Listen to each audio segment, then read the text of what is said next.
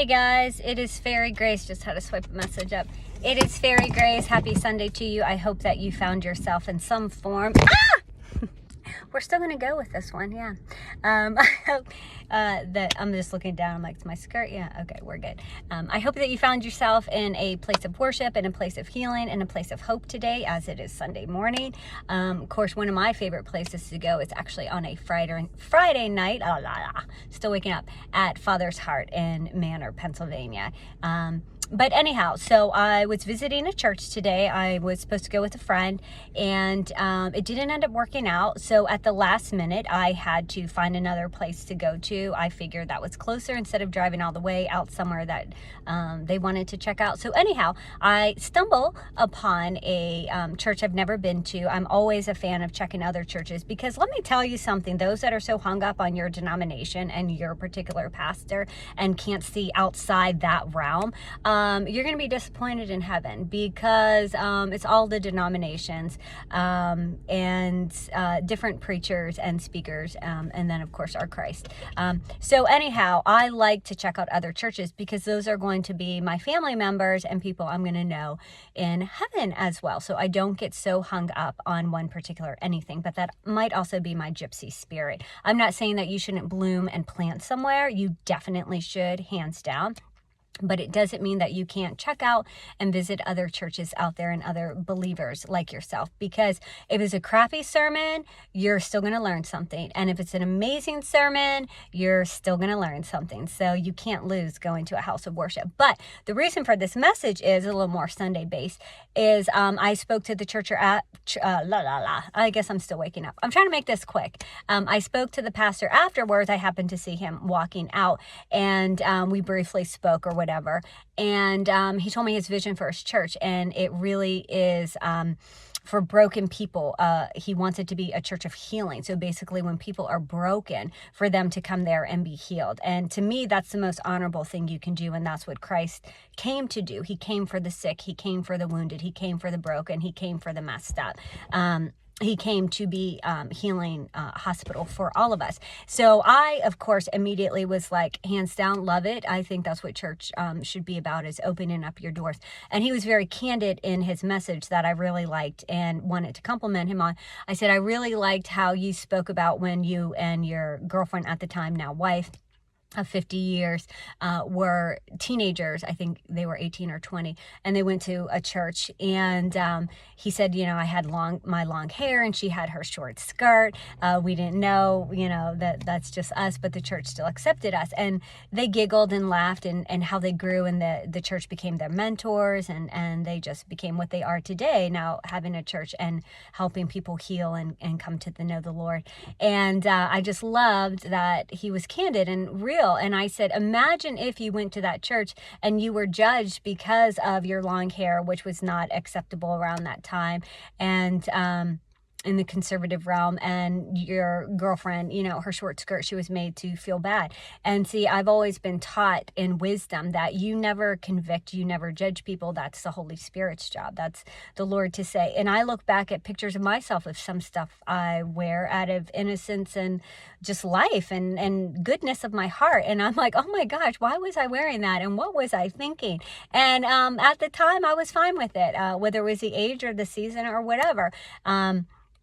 But my whole point is the beauty of what his church is, and is to come to those that are healing, that need healed. And he said, just do me a favor, pray for that we get the broken people, and then we get the people that have already been broken, but they're healed so they can help the broken. And that's what we're called to, like the Hades and the hell that you go through. It's that you can triumph over it. You can have joy in the midst of it. Like, joy is awesome, because when you're going through grief, and when you're going through loss, when you're going through divorce, when you're going through separation, when you're going through bankruptcy, when you're going through losing your job and any other unthinkable thing, breakup, whatever, you can still have joy in the midst of that nightmare. And that's the beauty of what the Lord can give you, and the peace that he can give you, that you almost question, like, how can I have peace and calm in this chaos, in this tornado? But that's the gifts that the Lord does give you, and wants to give you. and is trying to give you. So anyhow, it made me think of a song that's out right now that I'm recommending to you, and it's by an artist named Matthew West, and it's called Truth Be Told. And it's beautiful because part of the chorus, which I cannot sing, by the way, but part of the chorus, it's truth is rarely told, and the power that we can have if we tell the truth. So basically, like, there's a point in the song where it's like, oh, hey, I'm fine, yeah, I'm fine, oh, I'm fine, yeah, I'm fine, but I'm not, I'm broken. And how many times do we do that? How many times do we're like, oh, yeah, I'm fine. Oh, I'm fine. Yeah, I'm fine. Hey, I'm fine. But I'm not. And we don't do ourselves any help by that, by holding in this lie or holding in this, holding up this facade. And I get it why you do it. You do it because you don't want to expose yourself. You're already going through craziness. Why do you want to get hurt anymore? And maybe you've experienced being true or being candid and showing people or explaining to people some things, and you've been judged and you've been attacked and it's been held against you and it's been manipulated against you. And that is devastating. And I'm so sorry that you've been through that, where you've opened up and you've got nothing but backlash and no support, which is like the pastor said. He said, listen, we don't need to be condemned. We don't need to be judged. We don't need to be kicked when we're down. We need to be lifted up at that time. And that's the grace and the mercy that God gives us. And if we are true followers of Christ, we have that to give to other people.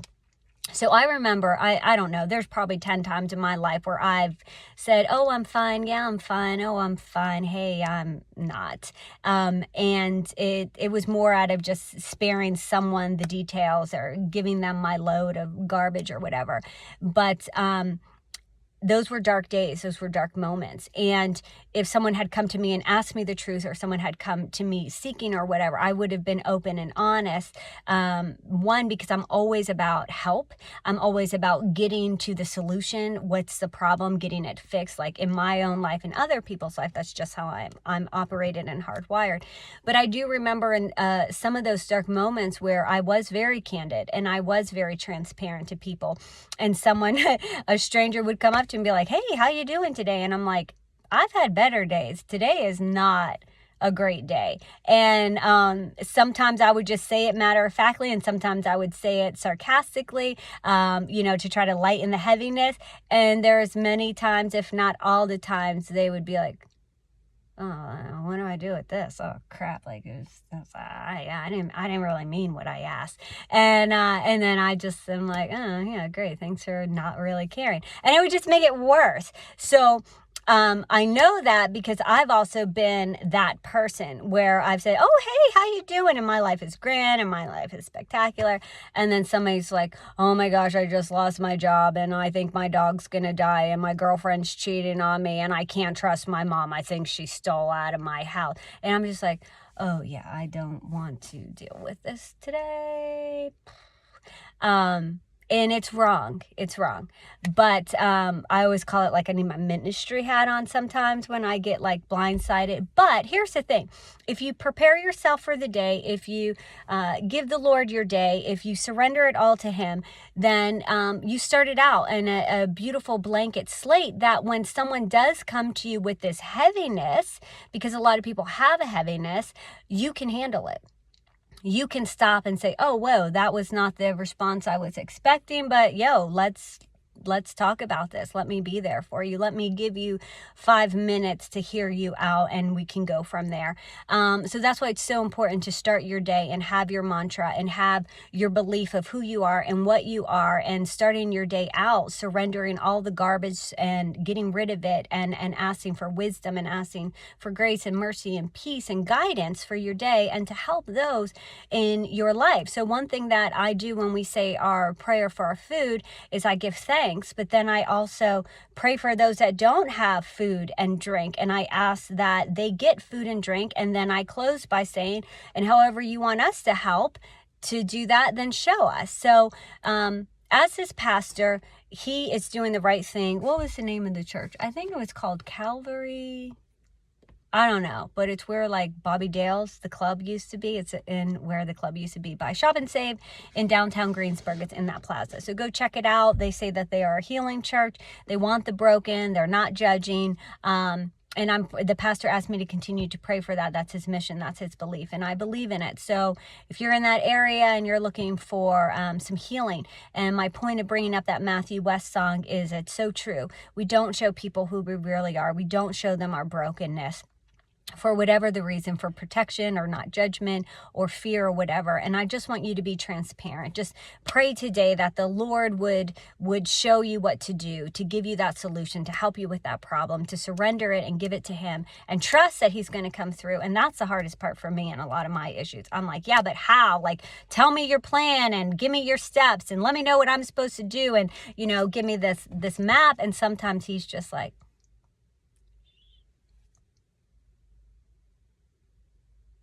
oh, this is awkward. I can't hear you. I can't feel you.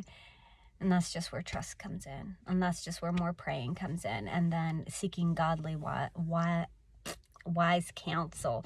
So anyhow, I keep worrying about how long this is, so I apologize. But the purpose of this is to say, get to a church on Sunday. I know there's tons of crappy ones. We could endless, but guess what? There's tons of crappy food places out there that for some reason still stay in business. And I don't even know how. I can think of a few.